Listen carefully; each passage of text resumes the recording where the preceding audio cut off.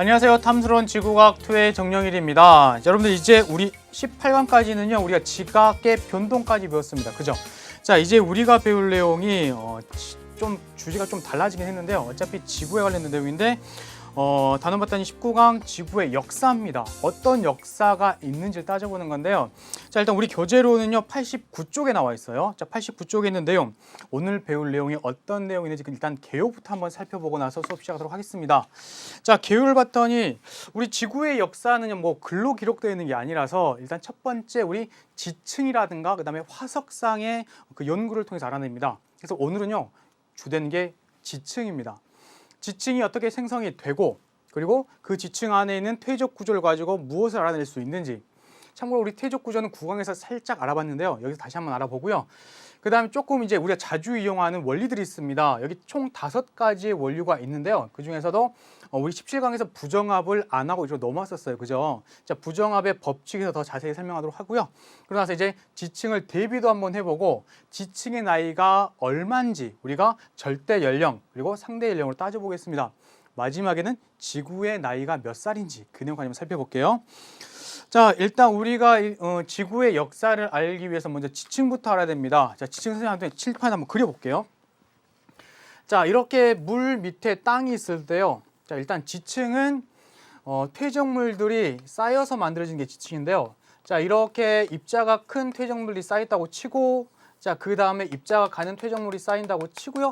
그 다음에 예를 들면 석회암 같은 게 쌓였다라고 치면, 자, 퇴적물의 종류가 다르기 때문에 이렇게 층이 생기죠. 이런 구조를 층리라 그래요. 그리고 여기 이게 지금 선으로 나와 있는데 이걸 층리면이라고 합니다.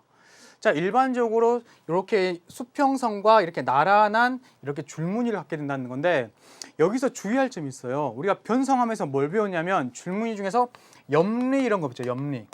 염리하고 층리를 헷갈리면 안 됩니다. 일단 염리라고 하는 건요. 예를 들어서 여기 있는 어떤 암석이 광역 변성 작용을 받으면 이 안에 있는 암석에서 이렇게 이렇게 줄무늬 보였잖아. 이런 게 염리예요. 변성하면서 보이는 아주 작은 규조의 줄무늬라고 보시면 되는 거고요. 총리는 이렇게 사이즈가 큽니다. 큼지막하죠. 또 그리고 이게 퇴적암 같은 경우에는 이 안에서 어떤 퇴적 구조라고 하는 미세한 층리 같은 경우로 이렇게 나타나기도 합니다. 자, 그런 퇴적 구조를 이제 먼저 살펴볼 건데요. 자, 우리 퇴적 구조 크게 4가지가 있습니다. 자, 한번 볼게요. 자, 점이 층리라고 하는 게 있습니다. 이름은 점이. 뭔가 점점 달라진다 이런 거예요. 자, 아까 봤던 그 층리 안에 아주 작은 규모의 이렇게 점이 층리가 나타난다 이런 건데요. 보니까 알갱이가 크다가 위로 가면서 좀 작아지죠. 자, 또 알갱이가 큰 데다가 쌓였다가 점점 작아지죠. 자, 이렇게 점점점 달라지는 걸 점입층리라고 합니다. 이 점입층리 같은 경우에는 알갱이가 큰 거하고 작은 게 동시에 이렇게 퇴적돼서 가라앉을 때 일단 알갱이가 큰 게 먼저 가라앉잖아요. 그렇기 때문에 나타나는 거다. 그러려면 일단 가라앉는 그 깊이가 깊어야 그렇게 차이가 나죠. 그래서 점입층리를 보면은 심해, 아주 깊은 바다라든가 아주 깊은 호수 밑에서 퇴적되었다라는 환경을 알려줍니다. 그리고 지금 이 모양이 정상적인 모양이고요. 만약에 뒤집어져 있다. 이런 경우는 역전되었다 알려주는 거죠. 자, 여기 보면 사층리 있습니다. 층리가 있는 그 안에 아주 작은 규모의 경사진 층리가 있다. 이게 사층리예요. 자, 사층리 같은 경우에는 무언가가 흘렀다. 물이 흘러갔다라든가 또는 바람이 흘러갔다라는 거 이런 걸 알려주는 그런 곳에 생기는데요. 일단 이렇게 물이 있다고 한번 하고요. 자, 이렇게 바닥이 있었는데 어떤 퇴적물이 공급돼서 이렇게 한번 쌓였다고 한번 해볼게요. 자, 그 다음에 또 어떤 퇴적물이 공급되면은 이렇게 물이 흘러가면은 공급된 방향에 따라서 이렇게 퇴적물이 쌓여갑니다. 또 이렇게 쌓여가겠죠. 계속 퇴적물이 이렇게 쌓여갑니다. 아래쪽으로 이렇게 오목하게 들어가는 형태로 쌓여가는데요. 자, 이렇게 나타나는 게 사층리입니다. 특히나 만약에 물이 흘러가다가 이 위쪽 부분을 뚝 하고 전체를 밀어버리면 이렇게 두 개가 갈라지는 거죠. 그래서 경사져 있다의 의미의 사층리는 물이 흐르는 방향, 바람이 흘렀던 방향도 알려주고요. 이게 뒤집어졌다 안 뒤집어졌다 확인이 가능합니다. 자, 이 모양이 정상적인 모양이에요. 만약에 이 무늬가 뒤집어졌다 그러면 그 지층은 역전되었다라는 걸 판단할 수가 있습니다. 자, 이제 그 다음에 연음과 건열이 있습니다. 연음은 여기 보니까 물결 모양 보이시죠? 자, 얕은 물 밑에서 퇴적물이 쌓일 때는 위쪽에 물결의 모양과 유사하게 퇴적물이 쌓이게 됩니다. 그래서 이렇게 물결 모양을 가지고 있는 거고요. 위쪽 부분이 뾰족뾰족하게 있는 게 정상적인 모양이다라는 거 판단하시고요. 자, 여기 보니까 건열이 있습니다. 건열은 이렇게 쩍쩍쩍 갈라진 건조한 환경에서 나타난다라는 거고요. 자, 이런 건열은 우리가 논을 생각하시면 돼요. 가뭄이 든 논은, 자, 가뭄이 든 논이니까 건조한 환경이죠. 논 같은 경우에는 입자들이 되게 가늘어요. 점토질의 입자가 물로 덮여 있다가 그쪽이 건조해지면은 이제 해수면 위로 드러나면서 물 위로 드러나면서 건조한 환경에서 이렇게 쩍쩍 갈라진다고 보시면 됩니다. 그래서 건조한 환경에 따른 알려주는 거고요. 마찬가지 쐐기의 모양이 위쪽이 두꺼운 게 일반적인 모양이라는 거 확인하면 되겠습니다. 그래서 이런 퇴적 구조 가지고 직층의 역전을 따져볼 수가 있는데요. 자, 이것보다 이제 나중에 우리가 상대 연대를 할 때 더 많이 이용되는 지사학의 법칙 5가지가 있습니다. 자, 그 내용 첫 번째 부터 알아볼 건데요. 맨 처음에 나온 게 동일 과정의 법칙, 동일 과정설입니다. 글 한번 볼게요. 자, 첫 번째 동일 과정설이라고 하는 거는 여기 보는 것처럼 한 문장으로 요약하자면 현재는 과거를 아는 열쇠이다 이런 거예요. 그러니까 내가 과거를 알고 싶으면 지금 현재를 잘 판단해. 왜냐하면 현재와 마찬가지로 과거에도 현재처럼 변화가 일어났으니까 똑같은 방법, 똑같은 속도, 똑같은 지질 현상들 전부 다 현재와 유사하게 일어났다고 설명하는 거예요. 자, 예를 들면 이런 거죠. 우리 지난 시간에 아주 예전에 배웠던 퇴적암의 생성 기억나시나요? 일단 물 밑에 퇴적물이 막 차곡차곡 쌓여요. 쌓이면은 아래쪽이 다져진다 그랬죠. 다져지고 그 빈 공간에 퇴적물을 붙여주는 교결 물질이 딱 들어가면 이제 걔가 딱딱하게 달라붙잖아요. 그래서 퇴적암이 된다고 배웠어요. 자, 이런 퇴적암이 만드는 과정이 순식간에 일어나는 건 아니죠. 오랜 세월에 거쳐서 퇴적암이 만들어집니다. 자, 이걸 과거에도 적용을 하는 거죠.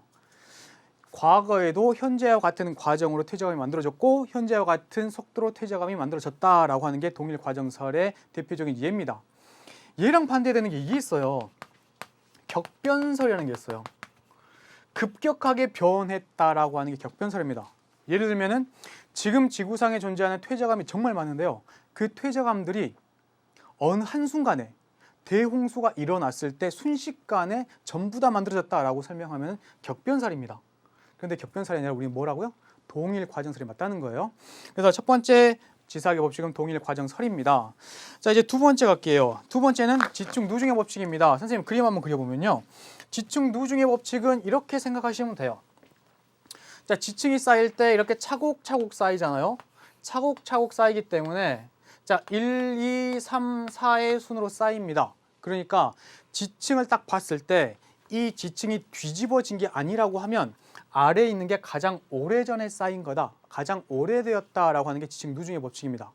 만약에 뒤집어졌다 그러면 얘가 먼저 쌓이고 차근차근 쌓였다가 뒤집은 거 지금겠죠. 그래서 지층에 역전이 없다 그러면 아래에 있는 지층이 가장 오래된 거다. 이게 지층 누중의 법칙인데요. 지층이 역전됐는지 안 됐는지 어떻게 알아요? 라고 물어보면 있죠. 좀 전에 봤던 지질 구조 가지고 퇴적 구조 가지고 하면 됩니다. 만약에 이 사이에 이런 건열이 있는데 이렇게 되어 있다 그러면 지층 역전이 안 됐다고 보시면 되는 거죠. 그래서 지층의 역전도 따져볼 수 있고 지층 누중의 법칙에서는 아래에 있는 게 오래된 거다라는 거 판단할 수가 있습니다. 이제 그 다음에 나오는 법칙이 우리 동물군, 생물군 천위 법칙입니다. 자, 이 얘기는 지층이 쌓인 시기가 다르면 자, 여기에서 발견되는 화석하고 위쪽에서 발견되는 화석은 당연히 다르겠죠. 이런 거예요. 그래서 암모나이트가 쭉 발견된다라고 했을 때 아래에 있는 1번 지층에서 발견되는 암모나이트 화석은 진화가 덜 된 것, 위쪽에 있는 4번 지층에서 발견되는 암모나이트 화석은 진화가 더 많이 된 것, 이렇게 판단할 수가 있다라는 거죠. 생성된 시대가 다른 지층 안에서 발견된 화석은 다르다라는 거라는 거 생각할 수가 있습니다. 자, 이제 그 다음이 관입의 법칙입니다. 관입의 법칙은요, 이런 거예요.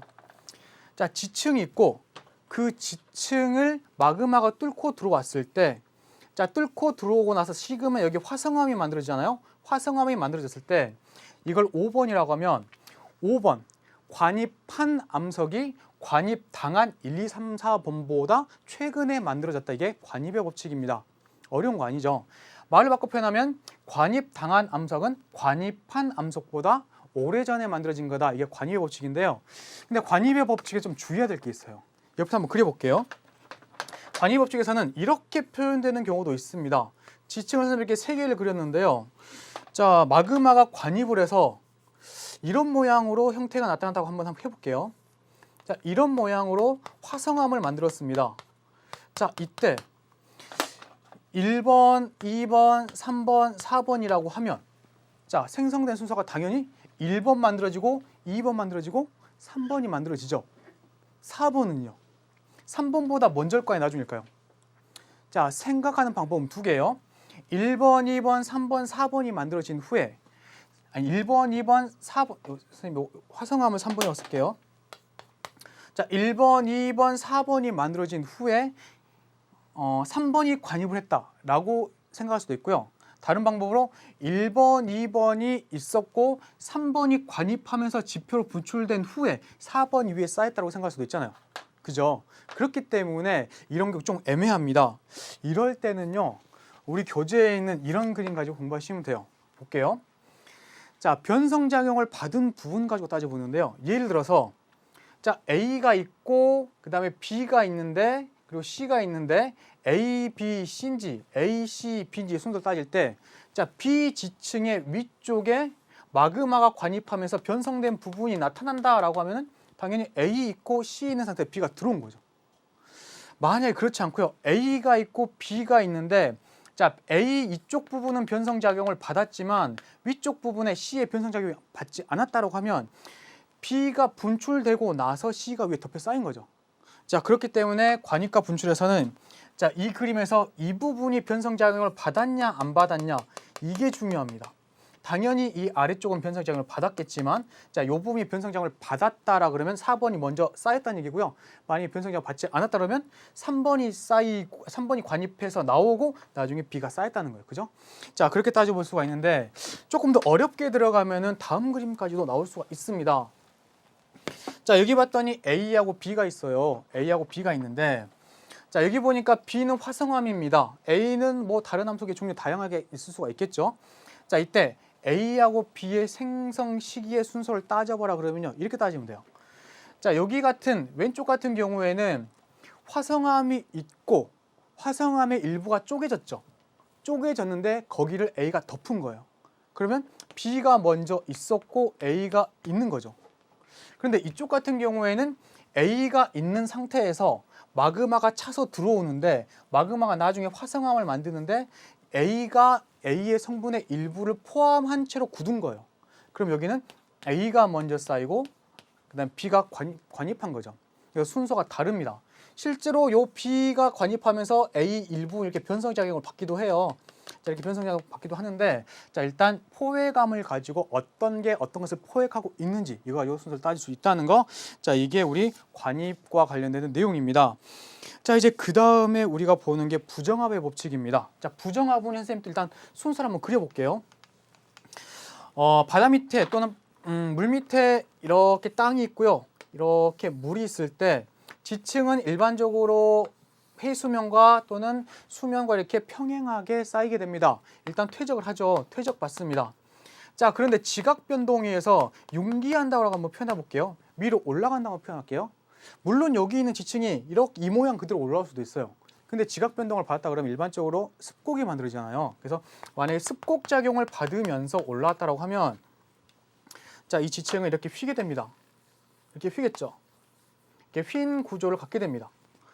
자, 그런 다음에 일단 이게 지표면으로 노출된 이 부분은 나중에 풍화 침식받겠죠. 그러면 위쪽 부분이 이렇게 깎일 거예요. 이렇게 깎여갑니다. 이걸 침식이라고 표현하고요. 자, 깎이는데 뭐 칼로 자르듯이 깎이진 않겠죠. 약간 울퉁불퉁하게 이렇게 깎일 거예요. 그리고 아까 위에 있었던 돌들 또는 나중에 일단 위에 있었던 돌들 일단 흔적을 이렇게 남기겠죠. 이렇게 남기게 됩니다. 그리고 나서 이제 얘가 가라앉는다라고 하면 우리가 침강이라고 그러잖아요. 침강하게 되면 자, 물 밑에서 다시 이렇게 쌓이겠죠. 그리고 입자가 큰 게 먼저 일단 쌓이게 되기 때문에 이렇게 동그란 큰 것들이 또 나올 거예요. 자, 그리고 나서 이제 만약에 우리가 얘를 관찰할 수 있다라고 하면 이건 지금 물 밑에 있는 게 아니죠. 만약에 육지로 올라왔다 그러면 이건 융기 과정을 또 거칩니다. 그래서 우리가 부정합 같은 경우에는 과정이 퇴적, 융기, 침식, 침강, 그다음에 퇴적 후에 다시 융기하는 이런 과정을 거치게 된다는 거. 그래서 여기 사실 그림상 이렇게 하나의 선으로만 나와 있는데요. 이 둘 사이에는 어마어마한 지각 변동과 그다음에 시간의 간격이 있다는 걸 확인할 수가 있죠. 특히나 부정합을 우리가 지질도에서 찾을 때는 여기 나와 있는 거 보시면 돼요.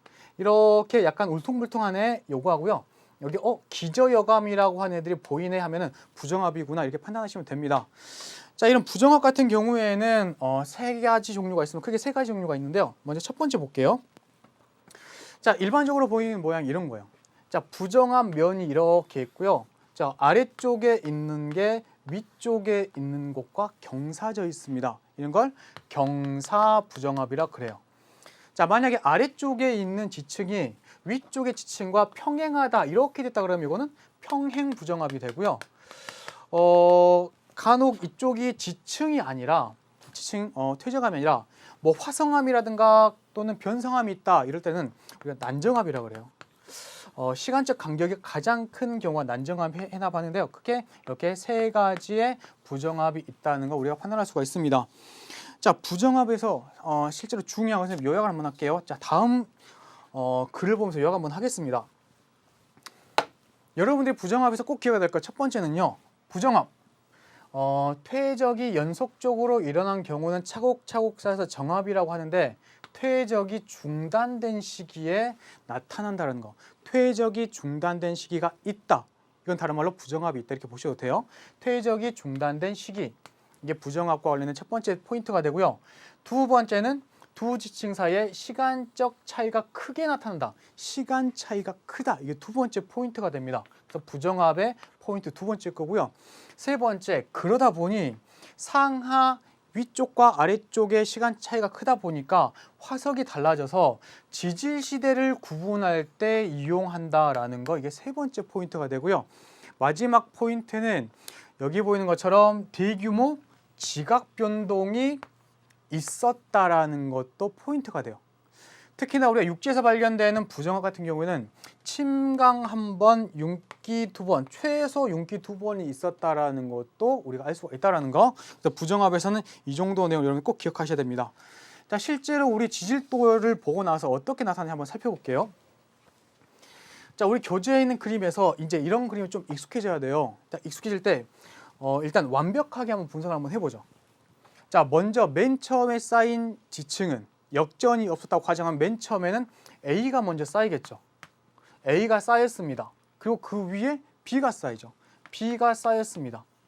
그런 상태에서 지층이 휘었죠. 휘었습니다. 그래서 습곡 작용을 받았습니다. 그런 다음에 휜 상태에서 이 면을 경계로 엇갈렸죠. 끊어졌죠. 단층 작용이 나타난 거예요. 순서 A, B 휘고 끊어진 거 보이시죠? 특히나 이 단층은요. 단층 면을 경계로 위쪽 부분, 이쪽이 상반이죠.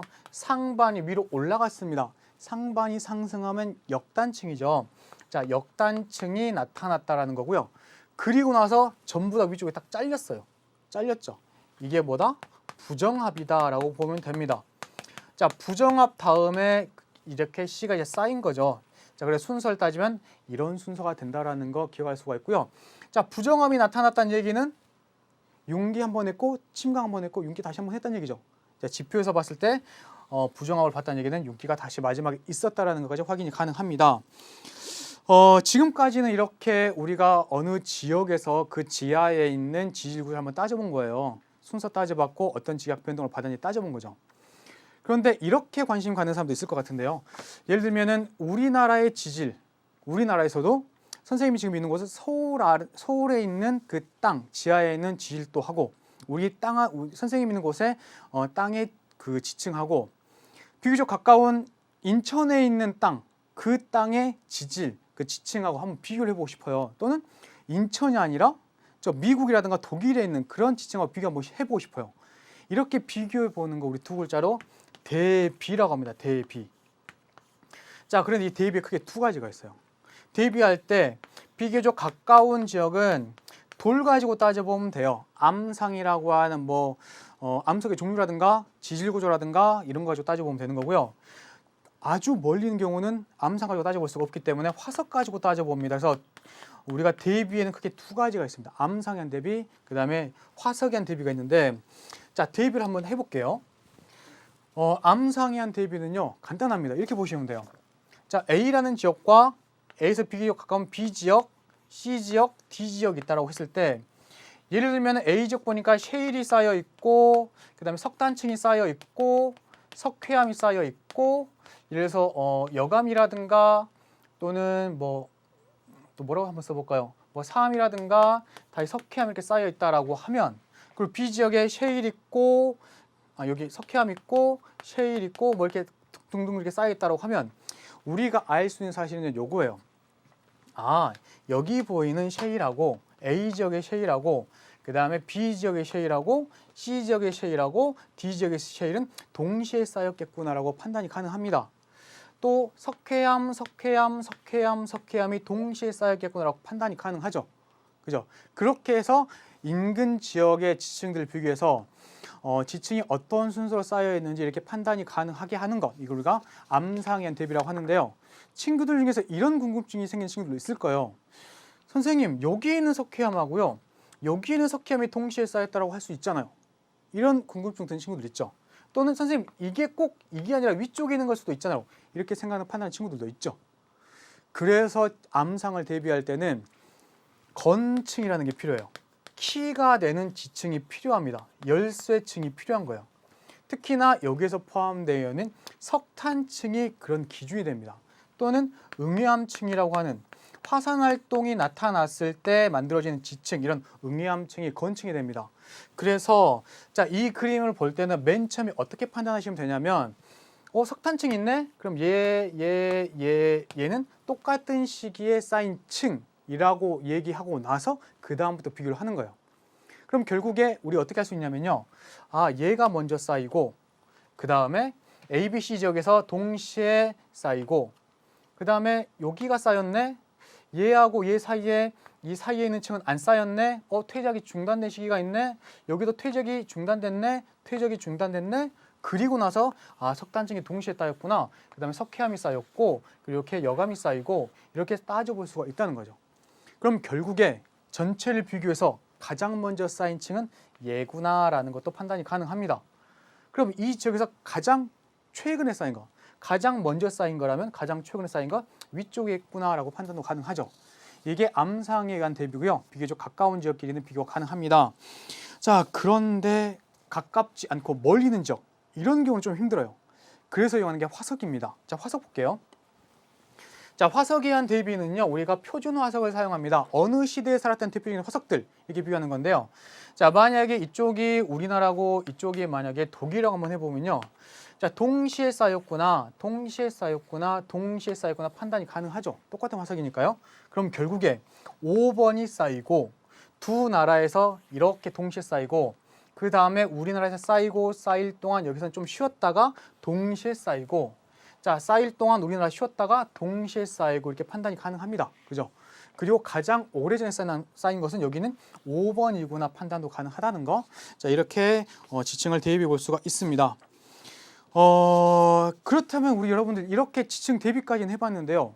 그러면 얘네 실제 나이가 얼마인지, 얘가 먼저 쌓이고 그 다음에 쌓이고 그 순서는 알겠어요. 그러면 실제로 쌓인 시기가 언제인지도 궁금하죠. 그 쌓인 시기를 따지는 게 우리가 절대 연령이라고 하는 게 있습니다. 자, 절대 연령과 상대 연령을 이렇게 비교하시면 돼요. 상대 연령 또는 상대 연대라고 쓰기도 하고요. 절대 연령, 절대 연대라고 쓰기도 하는데요. 이렇게 보시면 돼요. 상대 연령은 지금까지 한 거예요. 어떤 게 어떤 거보다 최근에 쌓였다, 나중에 쌓였다 또는 오래전에 쌓였다. 이게 순서를 비교하는 거고요. 여기는 절대연대는 얘가 언제 쌓였다, 몇 년 전에 쌓였다. 이렇게 구체적인 숫자를 얘기하는 거예요. 예를 들면은 누나가 있고 내가 있는데 누나는 나보다 먼저 태어났어. 이렇게 순서만 따지는 거는 상대 연령이고요. 누나는 예를 들어서 1990년에 태어나고 나는 1992년 태어났어. 이렇게 얘기하는 건 절대연대입니다. 구체적인 수치까지 주는 게 절대연대인데요. 자, 일단 상대 연대부터 익숙 한번 해줘 볼게요. 자, 다음 그림 보겠습니다. 자, 상대 연대. 이제 여러분들 이걸 보고 나서 이제 차근차근 따져봐야 되는데요. 한번 따져볼게요. 자, 먼저 지층이 역전되지 않았다라고 가정을 하면 맨 처음에 아래에 있는 E가 먼저 퇴적됩니다. E가 퇴적이 되겠죠. 그리고 나서 휘어있는 거 보니까 습곡작용 받은 거예요. 그 상태에서 D가 관입을 합니다. 관입했죠. 그리고 나서 이렇게 보이는 거 보이시나요? 자, 부정합 한번 있습니다. 부정합이 있었다는 얘기는 올라왔다가 깎이고 가라앉았다가 다시 올라왔다는 얘기죠. 그런데 일단 여기에서는 이게 육지에서 만들어진 게 아니라 바다에서나 또는 호수에서 만들어지기 때문에 일단 여기까지 쌓이고 나서 그 다음에 올라와서 깎이고 가라앉았다까지는 판단이 가능하고 그 다음 아직 몰라요. 윤캐는지 안 했는지는. 자, 그리고 나서 이제 C가 쌓입니다. 그리고 B가 쌓이고요. 그 다음에 다시 부정합입니다. 자, 부정합이 있었다는 얘기는 당연히 또 올라왔고 깎였고 가라앉았다는 얘기죠. 그런 다음에 지금 육지상에 드러난 거니까 A가 쌓이고 나서 지금 올라왔습니다. 그죠? 그럼 결국에 부정합을 통해서 본 결과에 따르면 가라앉은 게 최소 2번, 올라온 거는 최소 3번이다 판단이 가능하고요. 자, 순서도 이렇게 따져볼 수가 있습니다. 자, 여러분들 여기서 기억해야 될 건 일단 순서예요. 자, 이렇게 따지는 게 뭐다? 상대 연대 따지는 방법입니다. 자, 그런데 절대 연대는요. 얘 나이가 몇 살인지, 얘 나이가 몇 살인지 이렇게 구체적으로 따져보는 거예요. 자, 실제로 우리 방사성 동위원소라고 하는 거 가지고 이제 절대연대를 따지는데요. 선생님 옆에다 간단하게 표현 한번 해볼게요. 자, 방사성 동위원소라는 게 있습니다. 방사성 원소 같은 경우에는 평상시에 불안정하기 때문에 방사성 붕괴 과정을 통해서 안정한 애로 바뀌어요. 예를 들면 동그라미라고 하는 이렇게 표현되는 원소가 있었는데 이 원소는 불안정하기 때문에 나중에 시간이 지나면 세모로 바뀝니다. 자, 이게 방사성 원소의 붕괴라고 보시면 돼요. 자, 이때 맨 처음에 있었던 것, 요거 모 원소라 그래요. 엄마 원소죠. 이쪽은 자원소입니다. 자식 원소라고 보면 돼요. 자, 모 원소가 자원소로 바뀌는데, 자, 이때 특징적인 게 반감기라는 게 있어요. 반으로 감소하는데 걸리는 시간, 반감기입니다. 자, 방사성 원소마다 독특한 반감기를 가지고 있는데요. 자, 처음 양이 그 양의 절반으로 줄 때에 걸리는 시간을 반감기라고 해요. 예를 들면 이런 거예요. 동그라미라는 원소가 세모라는 원소로 변할 때 처음에 양의 절반으로 주는 시간 반감기를 자 1억 년이라고 하면 1억 년 후가 되면은 동그라미가 절반이 없어지고 그만큼 세모가 생긴다는 건데요. 맨 처음에 어떤 암석에 동그라미가 16개 있었고 세모가 없었다고 한번 해볼게요. 그럼 반감기인 1억 년이 지나면 자 동그라미 원소가 줄어들죠. 자, 반감기가 지났으니까 정확히 절반이 줄어들고 나머지가 세모로 바뀝니다. 그럼 1억 년이 또 지나면 어떻게 될까요? 자, 반감기가 지났으니까 동그라미 8개 중에 반이 또 달라집니다. 반이 줄어들고 자, 나머지가 다시 생성돼서 이렇게 변하겠죠. 또 반감기가 또 한 번 지났다고 한번 해볼게요. 자, 또 지났다고 하면 이제 4개 중에서 2개만 남고 2개가 변하고요. 나머지 14개 이렇게 됩니다. 자, 그래서 우리가 반감기를 이용하면은 그 암석의 나이가 언제인지 따져볼 수가 있는데요. 자, 예를 들어서 처음 양의 절반이 있다. 2분의 1만 남았다라고 하면은 반감기 한 번 지났으니까 1억 년 된 암석 따질 수가 있죠. 처음 양의 4분의 1만 남아 있다. 그럼 반감기 2번입니다. 그 다음에 처음 양의 8분의 1이다. 2분의 1에 2분의 1에 2분의 1이죠. 그럼 반감기 3번입니다. 이렇게 따지는 거예요. 제가 좀 다르게 언급할 때는요. 처음에 이때 1대 1의 비로 존재하죠. 2개 중에서 하나의 비로 존재합니다라고 표현할 수도 있고요. 여기서는 1대 3의 비로 존재합니다. 1대 3의 비. 총 4개 중에서 하나의 값을 차지하고 있다. 4분의 1 이렇게 표현할 수가 있어요. 자, 이렇게 언급되기도 합니다. 실제로 그래프를 한번 볼게요. 자, 그래프를 보면은 반감기와 관련된 그래프입니다. 이쪽에서요. 일단 X의 양이 줄고 있는 걸로 보고 또는 Y 양이 늘어난 걸 볼 때 X가 Y로 바뀌고 있다는 거 판단이 가능하죠. 이쪽을 모원소, 이쪽을 자원소라고 적습니다.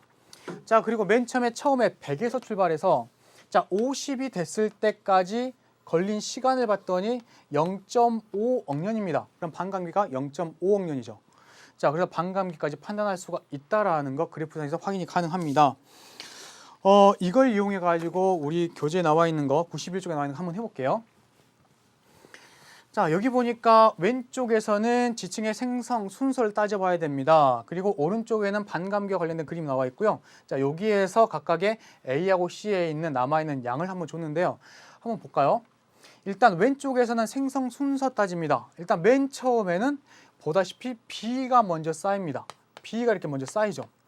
그리고 나서 A가 뚫고 들어와요. A가 뚫고 들어온 다음에 이렇게 잘립니다. 부정합이 한 번 있죠. 자, 부정합이 있고 나서 그 다음에 D하고 E가 쌓입니다. D가 쌓이고 E가 쌓여요. 그리고 나서 이렇게 C가 뚫고 분출까지 하죠. 그러면 여기 C의 순으로 간다는 거 확인이 가능합니다. 이렇게 따지는 건 상대 연대 이렇게 보시고요. 자, 그런데 A하고 C에서 모원소하고 자원소의 B가 이렇게 나와 있습니다. 모원소가 지금 얼마 남아 있냐면 4분의 1 남아 있고요. C에는 모원소가 2분의 1 남아 있습니다. 자, 그런데 자, X라고 하는 원소는 반으로 줄는 데까지 걸리는 시간이 1.5억 년이에요. 그럼 A 같은 경우는 반으로 줄고 또 반으로 줬으니까 반감기 2번이죠. 그럼 여기 나온 것처럼 A 같은 경우는 나이가 3억 년이라는 걸 알 수가 있고요.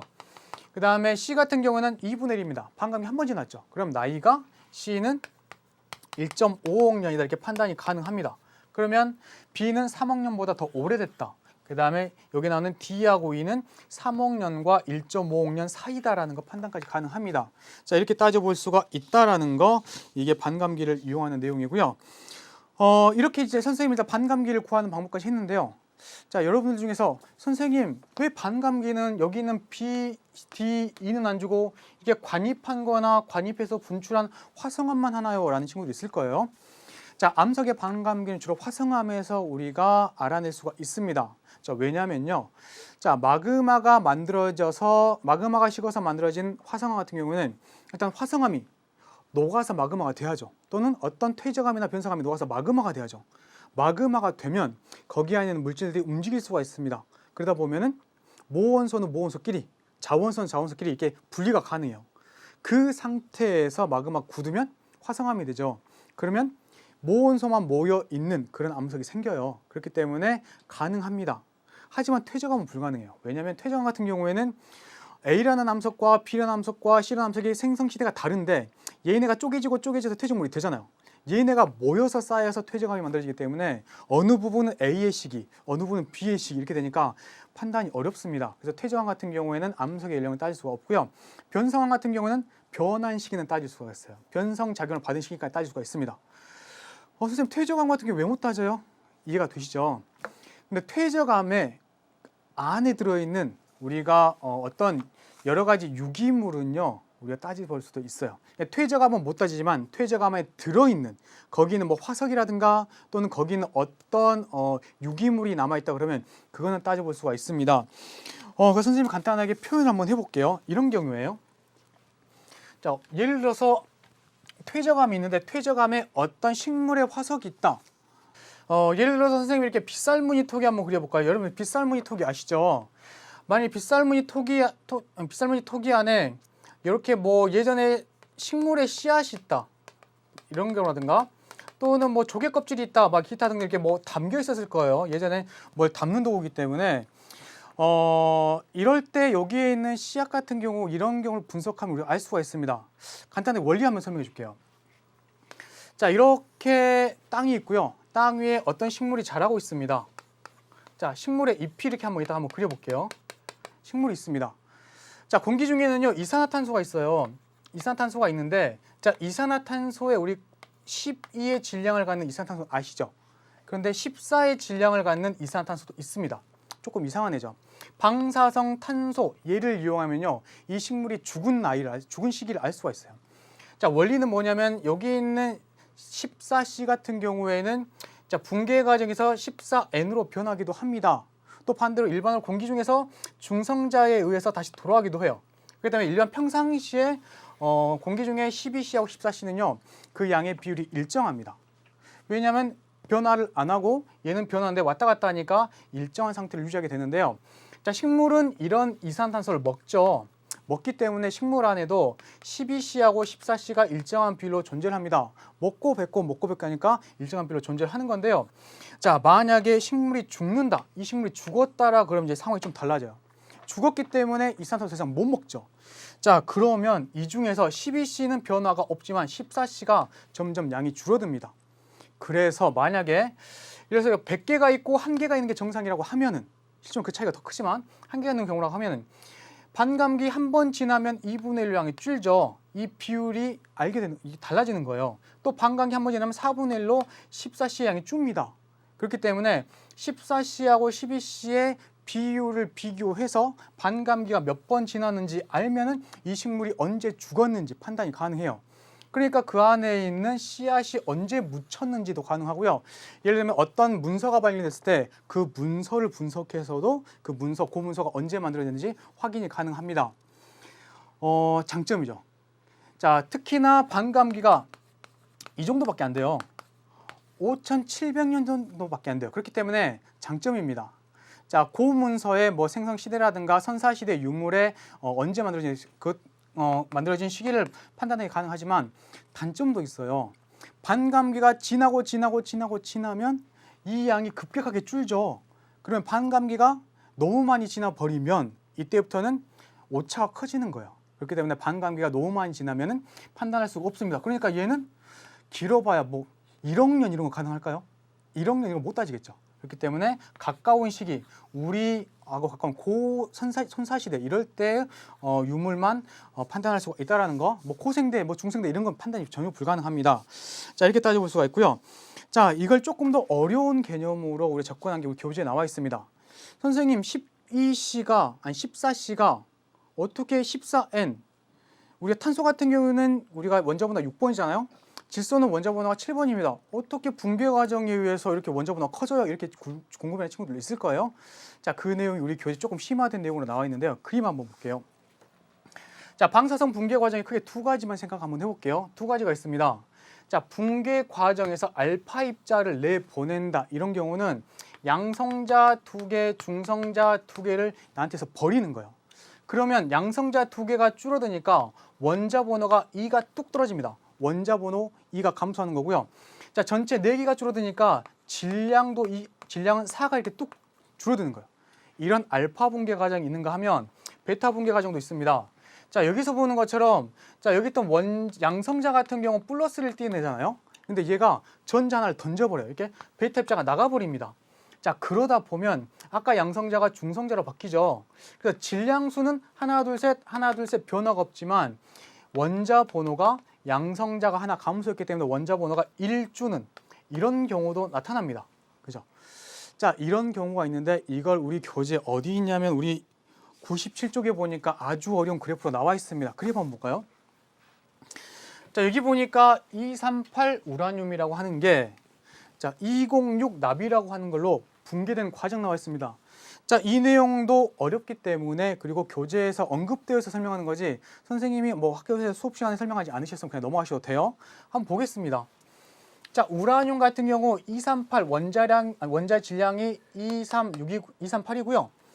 그 다음에 여기 보니까 원자 번호가 92입니다. 양성자가 92개 있다는 얘기죠. 그런데 알파 입자를 방출하는 붕괴 과정에서 자, 질량이 4가 줄고 그 다음에 원자 번호가 이렇게 2가 줄면서 선이 이렇게 내려옵니다. 그 다음에 베타를 방출하면서 자, 질량수에는 변화가 없지만 원자 번호가 1 늘고 베타 또 한 번 해서 또 1 늘고 알파 방출하면서 이렇게 복잡한 과정에서 베타 하면서 결국에는 이렇게 납 206이 된다라고 이렇게 표현되어 있습니다. 자, 이 내용은 어려울 수 있어요. 근데 학교 수업 시간에 설명하셨으면 하시면 되고요. 아니면은 그냥 넘어가셔도 되는 거예요. 자, 이제 그 다음에 이제 우리 마지막으로 이런 과정을 이용해서 지구의 나이도 따져볼 수가 있습니다. 자, 지구의 나이는 사실 우리가 지구에서 발견되는 가장 오래된 암석과 광물의 나이가 40억 년입니다. 그걸 가지고 지구의 나이가 최소 40억이구나 따져볼 수가 있죠. 실제로는 40보다 더 커요. 40억 년짜리가 발견되는 이유는 그 전에 있던 애가 변했기 때문이거나 또는 발견하지 못했을 수가 있죠. 그래서 최소 40억 년을 알았는데요. 실제로 46억 년입니다. 그 과정은요. 우리가 아폴로 11호가 달에 가서 달에 있는 월석을 가져왔어요. 거기에 있는 월석의 나이를 따져봤습니다.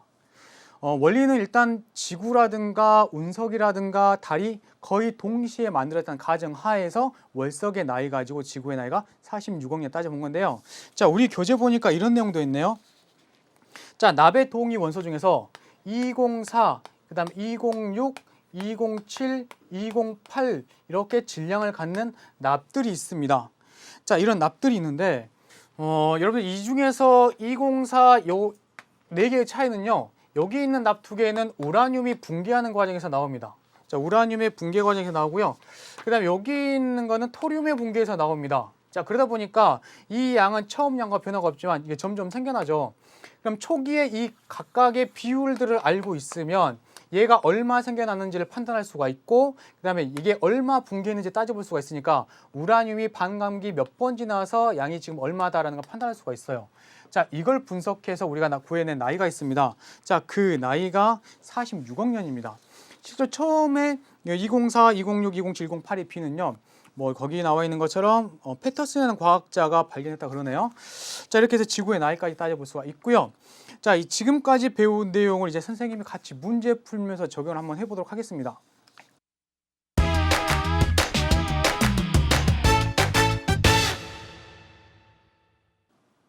자, 문제 보겠습니다. 문제 이제 99쪽에 1번 문제부터 보는데요. 자, 그림 4개가 주어졌습니다. 자, 먼저 가, 나, 다, 라가 있고요. 이제 각각의 질문에서 답을 해야 되는데요. 일단 우리 생성 순서부터 따져볼게요. 자, 가 같은 경우는 A가 먼저 있고 그 다음에 B가 관입한 후에 그 다음에 부정합 다음에 C가 퇴적됩니다.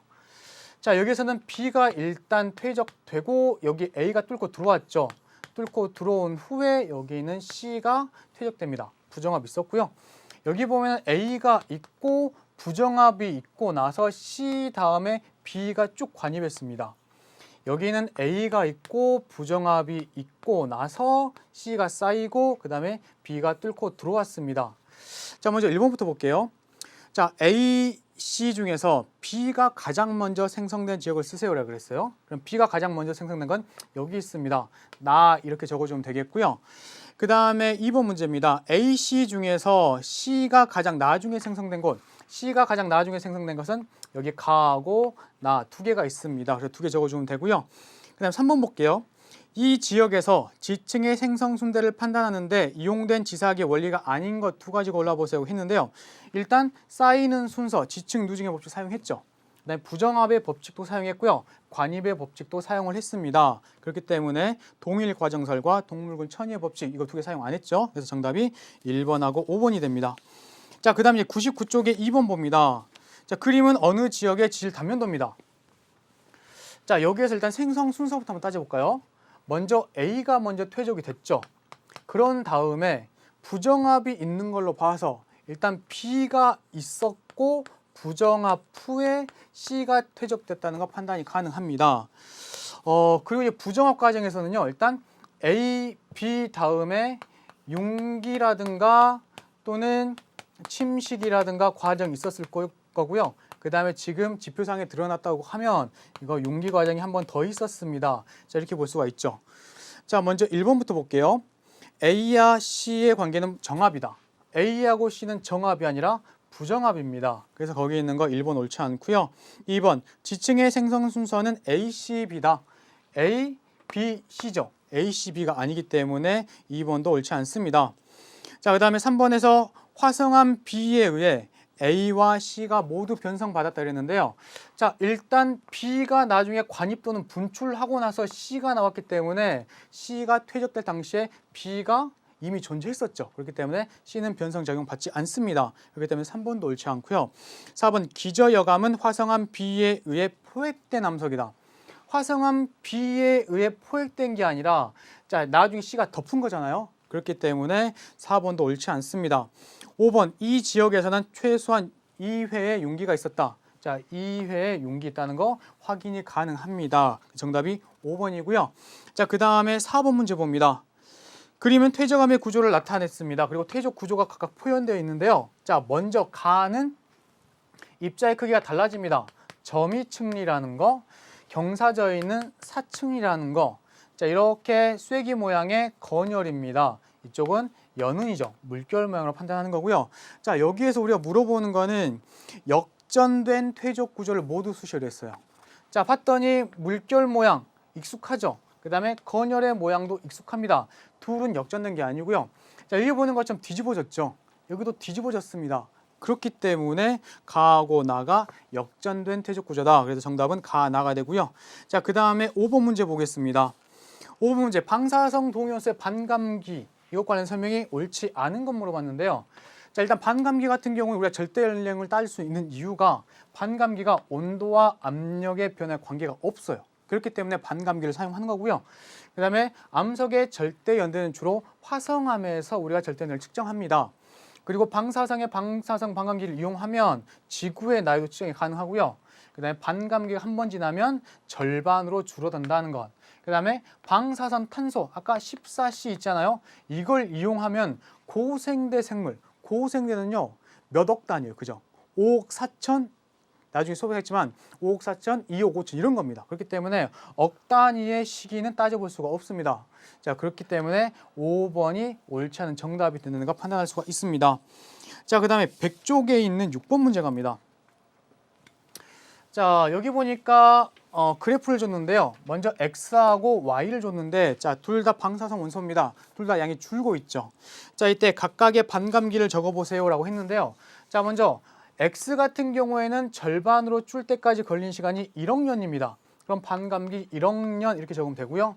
자, Y 같은 경우에는 1억 년이 지났더니, 자, 1억 년 지났더니, 자, 25%밖에 안 남았습니다. 반으로 줄고 또 반으로 줄었다는 얘기잖아요. 그 얘기는 반감기가 2번 지난 시간이 1억 년이니까 Y 같은 경우는 0.5억 년이 반감기다라는 걸 따져볼 수가 있습니다. 그래서 1억 년 5천만 년 이렇게 쓰면 되는 거고요. 자, 101쪽에 있는 문제도 갈게요. 자, 101쪽에 있는 문제에서는 자, 보기에는 기역, 니은, 디귿, 리을의 생성 순서를 바르게 쓴 것을 물어봤어요. 이게 암상현 대비인데요. 자, 먼저 석탄층이 건층입니다. 그래서 석탄층끼리 같은 시기에 생성되었다라고 이렇게 짝을 지을 수가 있어요. 자, 그러면 석탄층보다 먼저 쌓인 게 여기 있습니다. 여기 보이시죠? 먼저 여감이 쌓입니다. 그리고 나서 여기 위에 있는 석회암이 쌓이겠죠. 두 개는 일단 해결이 됐어요. 자, 그 다음에 석탄층이 쌓였습니다. 그리고 석탄층 위에, 전부 다 위에 이렇게 응이암이 존재하니까, 자, 응이암층까지 이렇게 적으면 니은, 리을, 기역, 디귿. 그래서 정답이 거기 나오면 3번이 정답이 됩니다. 자, 이제 3번 문제 갈까요? 자, 그림은 방사성 탄소 14C의 순환을 모식적으로 나타냈습니다. 이렇게 줬는데요.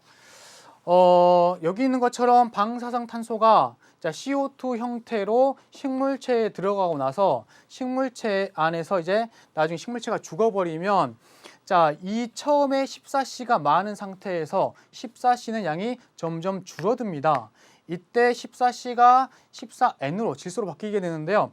자, 이렇게 절반 줄었을 때 5,700년입니다.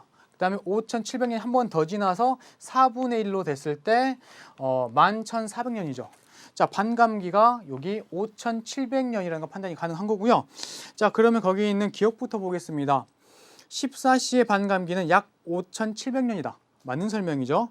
자, 니은 살아있는 식물에서 12C와 14C의 비율은 일정하다. 일정합니다. 그리고 나중에 죽고 나면은 갑자기 14C가 줄어드는 거죠. 그랬더니 니은도 맞는 설명이고요.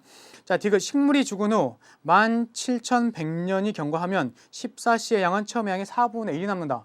4분의 1이 남는다 그랬는데요.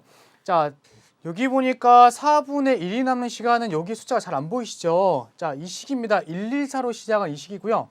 자, 171 같은 경우는 8분의 1입니다. 반감기가 자, 3번 지났기 때문에 4분의 1이 아니라 우리 17100년이 경과하면은 8분의 1이 남습니다.